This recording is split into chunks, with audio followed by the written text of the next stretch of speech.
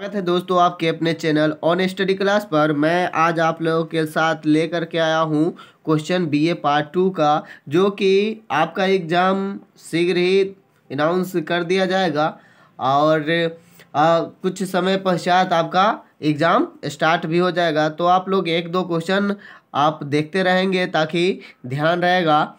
तो ये जो है हम आपको बता रहे हैं इकोनॉमिक्स का है और ऑनर्स पेपर है, पेपर 3 का है। ठीक है, पेपर कितना है? 3 है और इकोनॉमिक्स है। ठीक है, इको है ना। तो इकोनॉमिक्स ऑनर्स से है, तो आप लोगों के लिए क्वेश्चन बहुत ही हेल्पफुल है। तो इसको देखेंगे, मैं इसको डिटेल में यहाँ पर बताने वाला हूँ और ये भी बताने वाला हूँ कि किस तरह से वहाँ पर आप लिखेंगे। और इसका डिटेल अगर आप देखना चाहते हैं तो आप को मेरे चैनल पर मिल जाएगा, या आइकन जो बटन होता है उस पर आ जाएगा। ठीक है, तो चलते हैं क्वेश्चन की तरफ। तो इसका जो आंसर है, सबसे पहले मैं बताता हूँ कि आप जो है इंट्रो में जितनी जानकारी आप इसके बारे में जानते हैं, किसके बारे में, जिस क्वेश्चन को आप लिखने वाले हैं उसके बारे में आप फुल एनालिसिस कर सकते हैं शॉर्टकट में। यानी कि जितनी जानकारी है आप मोटा मोटी उसको दे सकते हैं। जैसे कि मैंने यहाँ पर एकत्रित किया है कि क्वेश्चन जो है, भारत में जनसंख्या वृद्धि के कौन कौन से कारण हैं, इसे नियंत्रित करने के उपाय बतलाइए। तो हमने क्या डाटा थोड़ा सा कलेक्ट किया है, जैसे कि आप लोग इसको विस्तार भी और कर सकते हैं। जैसे कि भारत में जनसंख्या की वृद्धि तीव्र गति से हो रही है। 1901 में भारत की जनसंख्या 23.8 करोड़ थी, जो 1991 में 84.6 करोड़ से भी अधिक हो गई है। सरकारी आंकड़ों के अनुसार भारतीय जनसंख्या मार्च सन 2001 तक बढ़कर 102.7 करोड़ हो गई है। जनसंख्या की दृष्टि से भारत का विश्व में दूसरा स्थान है। जैसा कि अभी जो आंकड़ा है उसके अकॉर्डिंग हम बात नहीं कर रहे हैं, जो लिखित है वो, ठीक है ना। वैसे तो भारत पहले स्थान पर आ चुका है, तो हम लोग जो लिखा हुआ है उसके अकॉर्डिंग बात करेंगे। ठीक है, अभी अपडेट बुक में नहीं हुआ है। तो आगे हम लोग देखते हैं कि भारत विश्व में दूसरा स्थान है, जबकि आकार में भारत का 7वां स्थान है। क्षेत्रफल की दृष्टि से भारत का स्थान कितना है, जो भी फंडामेंटल हम जानते हैं उसके अकॉर्डिंग हम अपना पूरा एनालिसिस यहाँ पर मोटा मोटी करेंगे। जो भी आपको नॉलेज होगा पूरा आप यहाँ पर लिख देंगे। ठीक है, जबकि आकार में भारत का 7वां स्थान है। विश्व के प्रत्येक 7 व्यक्तियों में से एक व्यक्ति भारतवासी है। जैसा कि आपने क्षेत्रफल और जनसंख्या को देखा है, इसके अकॉर्डिंग आप बता सकते हैं। इस प्रकार भारत की जनसंख्या वृद्धि एक समस्या है, और इस तरह से अगर आप बढ़ रहा है जनसंख्या तो क्या है, एक तरह के समस्या है कि आखिर इसी तरह से बढ़ता रहेगा तो क्या होगा।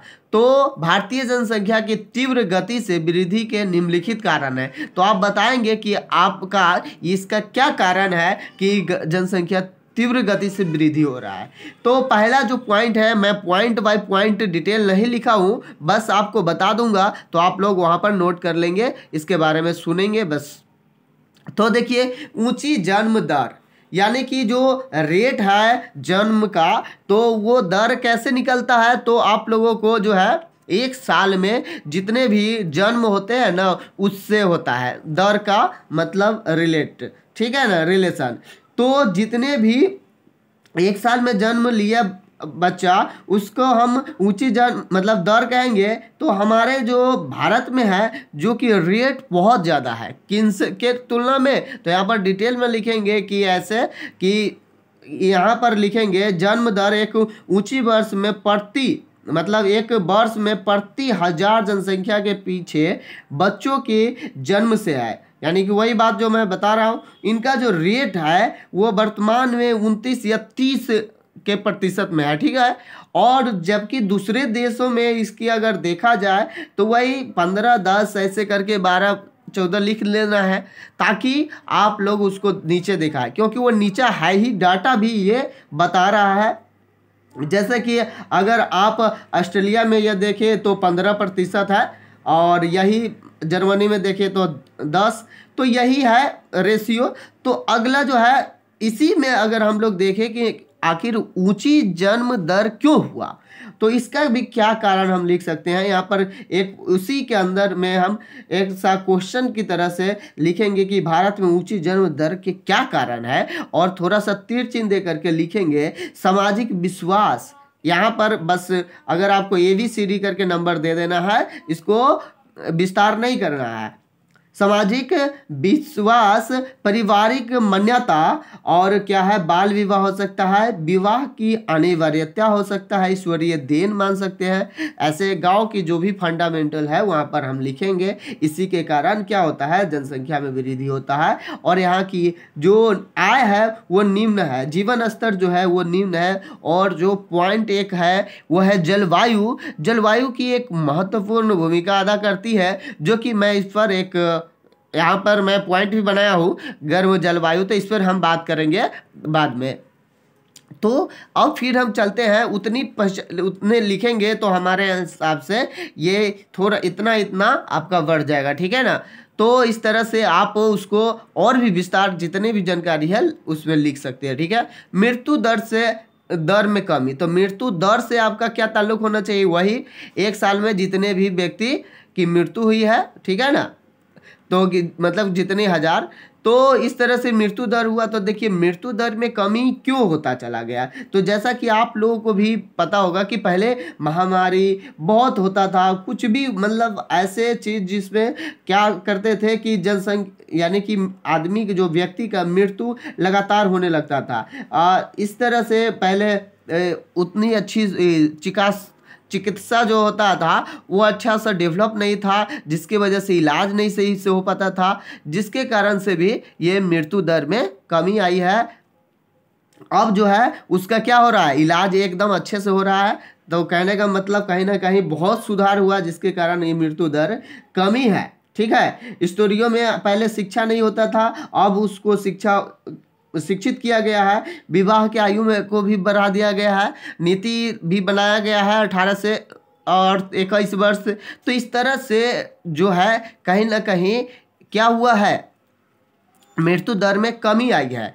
यानी कि कहने का मतलब यह है कि अगर कोई मतलब समझदार होता है तो वो अपना जीवन को लंबा जीते हैं। जैसे कि पहले लोग बहुत से मर जाते थे, जन्म के समय ही ऐसा मतलब उपाय नहीं कर पाते थे, जो कि अभी पहले ही से उपाय कर दिया जाता है, जिसकी कारण ये जो रेटें है वो एकदम कमी जा रही है, और कमना भी चाहिए, ये ठीक है। परंतु जनसंख्या जो बढ़ रहा है इसके लिए दिक्कत है, परंतु ऐसा नहीं है कि जनसंख्या न बढ़े इसके लिए ये गलत कर ले, ये ठीक है। परंतु आगे जो है वो है आयु संरचना। आयु संरचना में क्या देखेंगे, स्ट्रक्चर में क्या देखेंगे कि आयु संरचना जो है वो कहीं ना कहीं हमारे जो देश में जो भी जनसंख्या है, जितना के ऊपर में एनालिसिस किए हैं, उसमें से कम जो युवा है वो है कम से कम 55 से ऊपर 60 के बीच में। तो आप उसी के अकॉर्डिंग आप डाटा लिख सकते हैं कि हमारे जो देश में है वो युवाओं की जनसंख्या जो है वो 57 या 58% है, जबकि 0.14 यानी कि 1 साल से अधिक उम्र के बच्चा जो है उसकी प्रतिशत जो है वो 36% है। यानी कि 57 का आधा यानी कि 60 का दिया 30, यानी कि बच्चा जो बढ़ रहा है वो कहीं ना कहीं भी ज़्यादा है, और जो युवा है वो 60% अगर है तो समझ रहे कि बच्चे जो उत्पन्न होंगे वो ज़्यादा ही होंगे, और जो जनसंख्या इसकी है वृद्धि की है वो है आपका बहुत कम, जिसको हम कहते हैं 7% है, ठीक है ना। तो 7% जनसंख्या ऐसी है जो 60 यानी कि उम्र से अधिक व्यक्ति है। तो इस तरह से ये एक तरह से एक संरचना बनाता है, जो कि आप अपने क्वेश्चन में देख सकते हैं, कहीं भी पढ़ सकते हैं इसके बारे में, और मैं जो समझा दिया हूँ आप लोग इस पर एनालिसिस करेंगे, ठीक है। तो अगला जो क्वेश्चन है यानी कि पॉइंट जो है वह है शिक्षा एवं निम्न जीवन स्तर। और शिक्षा जब तक मेन जो पॉइंट है हमारे अकॉर्डिंग वो है अशिक्षा। जब तक अशिक्षित रहेंगे व्यक्ति वो खुद जनसंख्या बढ़ता रहेगा, उसको कोशिश करना पड़ेगा और बहुत कोशिश करना पड़ेगा। परंतु अगर शिक्षित कर देते हैं तो खुद आप एक अपने नज़र उठा करके अपने अगल बगल में देखिए, जो व्यक्ति शिक्षित है क्या उनके घर में ज़्यादा फैमिली है, क्या उनके घर में ज़्यादा व्यक्ति है? नहीं है। बच्चे हैं? नहीं है। क्योंकि वो शिक्षित है, वो समझ पा रहे हैं कि हमें इससे नुकसान ही होगा, फायदा नहीं होगा, जिसके कारण और वो क्या करते हैं कि अपने लिमिट को बनाए रखते हैं। जबकि अशिक्षित लोग जो होते हैं वो सब बातें नहीं समझते और जनसंख्या वृद्धि करने देते हैं। भगवान भरोसे चाहे जो भी हो, वो अपना पॉइंट आप लिख सकते हैं, गांव घर की कोई दिक्कत नहीं है, कोई भी पॉइंट आप लिख सकते हैं। एवं निम्न जीवन स्तर, उनका जो जीवन स्तर जो है, किसी का सबका जो जीवन स्तर है वह बहुत नीचा है, जिसके कारण भी क्या हो रहा है, जनसंख्या बढ़ रहा है एकदम। शरणार्थियों का आगमन एवं विदेशी से भारतीयों का निकाला जाना, ये भी एक बहुत बड़ी पॉइंट है जनसंख्या को बढ़ाने में। जिस समय हमारा देश आज़ाद हुआ था उसी समय क्या हुआ था कि हमारे देश में बहुत से मतलब विदेशी लोग जो थे वो भारत आ गए थे, ठीक है। और जिस समय बंगाल का जो विभाजन हुआ था ना, उस समय 1 करोड़ मतलब बंगला जो देश था वहाँ से 1 करोड़ मतलब कि शरणार्थी यहाँ पर आए थे, भारत में आए थे।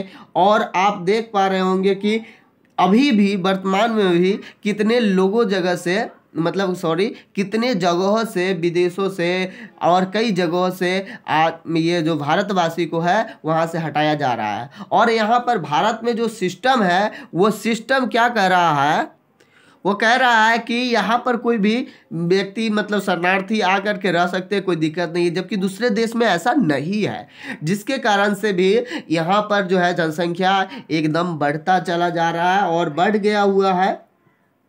तो इस तरह से आप देख पा रहे हैं कि बहुत से इनको हम डिटेल में लिख सकते हैं। अगला जो पॉइंट है वह है गर्म जलवायु, जो कि मैं पहले ही बता चुका हूँ कि गर्म जलवायु एक पॉइंट है, इसको लिखना नहीं भूलना है। तो गर्म जलवायु क्या है कि हमारे देश की जो जलवायु है वो एक गर्म जलवायु है। कहने का मतलब ये हुआ कि यहाँ के लोगों में बच्चे हुए जैसे कि कम उम्र में ही उनको क्या हो जाता है, बच्चा पैदा करने के लिए परिपक्व बन जाता है, यानी कि परिपूर्ण हो जाता है। जिसके कारण से क्या होता है कि जनसंख्या एक तो कम उम्र में शादी हो जाती है, उसके पश्चात जनसंख्या मतलब बच्चे उत्पन्न हो जाते हैं, जिसके कारण ये इसका विकराल रूप बनता जा रहा है। जबकि इस पर जो है हम लोग आगे बात करते हैं जनसंख्या समस्या के समाधान किस तरह से करते हैं। तो जनसंख्या समस्या का समाधान हम लोगों को बोला गया है कि आप इसे नियंत्रित करेंगे कैसे और इसका उपाय भी बताएंगे। तो इस पर भी आप लोगों को वही बात करनी है कि जिसके बारे में थोड़ा सा जानकारी हो उसको लिख देना है। जैसे कि भारत में जनसंख्या नीति का अधिक सफलता नहीं मिली है, जो नीति बनाया गया है जनसंख्या नियंत्रण का उसमें सफलता नहीं मिला है। सरकार आकर यह बताते हैं कि यहाँ 43% पूर्व उत्पादन आयु के दंपति ही इस परिवार के कल्याण का नियोजन के कार्य अपना रहे हैं। कहने का मतलब हमारे अकॉर्डिंग जो है उस सरकार के अकॉर्डिंग इतनी बता रही है, परंतु क्या है कि बहुत से लोग हैं जो इससे मतलब ये नहीं चाह रहे हैं कि जनसंख्या नियंत्रण नीति कोई अपनाया हो। तो जैसा कि जो शिक्षित है वो तो अपना रहे होंगे खुद, जैसा कि मैं बताया हूँ। तो अभी भी कम उम्र के लड़के लड़कियों की शादी हो रही है और विशेष रूप से गांव में इस प्रकार की जनसंख्या नीति का क्रियान्वयन ठीक प्रकार से नहीं हो रहा। मैं जैसे ही बताया हूँ कि जो शिक्षित हो चुके हैं, जो शहर की ओर चले गए हैं, उनका तो ठीक है, उनको कहने की भी ज़रूरत नहीं है। वो खुद ही क्या करते हैं, अपने जनसंख्या को लिमिट करने के लिए खुद अपना ही सोचते हैं कि हाँ हमसे ये गलत बात है, क्योंकि 4-5 से अधिक बच्चे को पोषण करना, पालन करना, फिर उसको शिक्षित करना, ये पॉसिबल नहीं है एक व्यक्ति के लिए। जैसा कि इसी के वजह से क्या करते हैं, जो गरीब लोग होते हैं उसको ऐसा ही विदाउट शिक्षा उनको बढ़ने देते हैं और वही फिर अशिक्षित होकर के फिर से समाज में ऐसा ही व्यवहार करते हैं, जो कि जनसंख्या का बढ़ने का बहुत ही उत्तरदायी कारण है। तो वही बात आगे है कि वो जनसंख्या समस्या के समाधान के लिए निम्न सुझाव दिए जा सकते हैं। तो देखिए जनसंख्या नीति के क्या है कि जनसंख्या नीति के प्रभावी बनाने के वह जनसंख्या समस्या के समाधान के लिए निम्नलिखित सुझाव दिए जा सकते हैं। इसके लिए क्या सुझाव हम लोग देंगे वह है, पहला जो है वो शिक्षा सुविधाओं का विस्तार। पहला मैं पहले ही पॉइंट बताया हूँ कि शिक्षा जो है वो मेरे लिए या किसी के लिए बहुत ही मतलब मेन पॉइंट जो होता है वो है, तो शिक्षा सुविधा का विस्तार करना बहुत ही ज़रूरी है। इस पे आप लिख सकते हैं डिटेल में कि आप किस तरह से बढ़ती हुई जनसंख्या को रोकने के लिए शिक्षा को सुविधा को विस्तार किया जाए, ताकि यह तथ्य परिवार के सभी मतलब कि जो सदस्य है वो संख्या सीमित हो जाए। यानी कि अगर पहले ही बताऊं कि शिक्षित अगर खुद हो जाइएगा तो अपने आप उस पर कंट्रोल कर लीजिएगा, तो फिर आगे क्या है, दिक्कतें नहीं आएगी। तो और सरकार को ये कानून और इसको शीघ्रता से या कठोरता से पालन करने की ज़रूरत भी नहीं होगी। तो अगला जो पॉइंट है, नियमों का कठोरता से पालन अगर नहीं होता है तो क्या किया जाएगा। जो नीति बनाया गया है, जो नियम बनाया गया है, उसको कठोरता से सरकार को पालन करना चाहिए, है ना।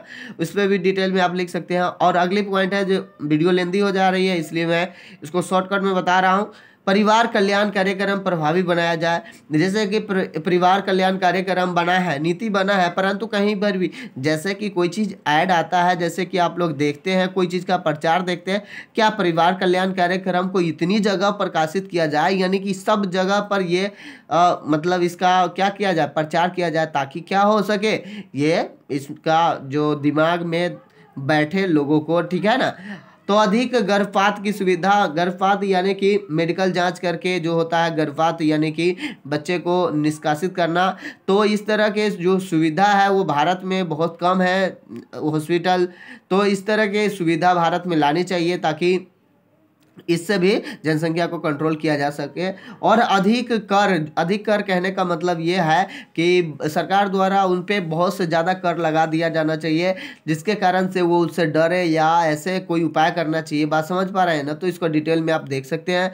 फिर अगला जो है वो है पॉइंट है सामाजिक सुरक्षा कार्यक्रम में वृद्धि, यानी कि सामाजिक सुरक्षा कार्यक्रम जो भी होगा उसमें क्या करना है, आपको वृद्धि करना है। वृद्धि से ये है कि वृद्धि जैसे कि आप देख पा रहे होंगे कि इतनी सामाजिक सुरक्षा को, यानी कि इसका तात्पर्य है वृद्धाश्रम से, वृद्धाश्रम को बनाया जाना चाहिए और उसमें लोगों को रखना चाहिए ताकि ये महसूस कर सके लोग, जब सियाना हो बुजुर्ग हो, तो क्या हमने ये जो बच्चे को पोषण किया इसीलिए कि मुझे वृद्धाश्रम में डाल दिया जाए, जिसके कारण से भी वो अपने आगे जो पीढ़ी होगा वो समझ करके वो क्या सोचेंगे कि ऐसा भी हमारे साथ भी हो सकता है, इसलिए भी उसको कंट्रोल कर सकते हैं। अगली पॉइंट जो है वो कृषि एवं उद्योगों में उत्पादन वृद्धि है, ये एडजस्ट करने की काम करेगा। जैसे कि कृषि में अगर उत्पादन हो जाती है तो जनसंख्या वृद्धि भी होती है, तो उसको मैनेज कर सकता है। उद्योग में भी उत्पादन अगर हो जाता है तो भी जनसंख्या अगर कुछ बढ़ता है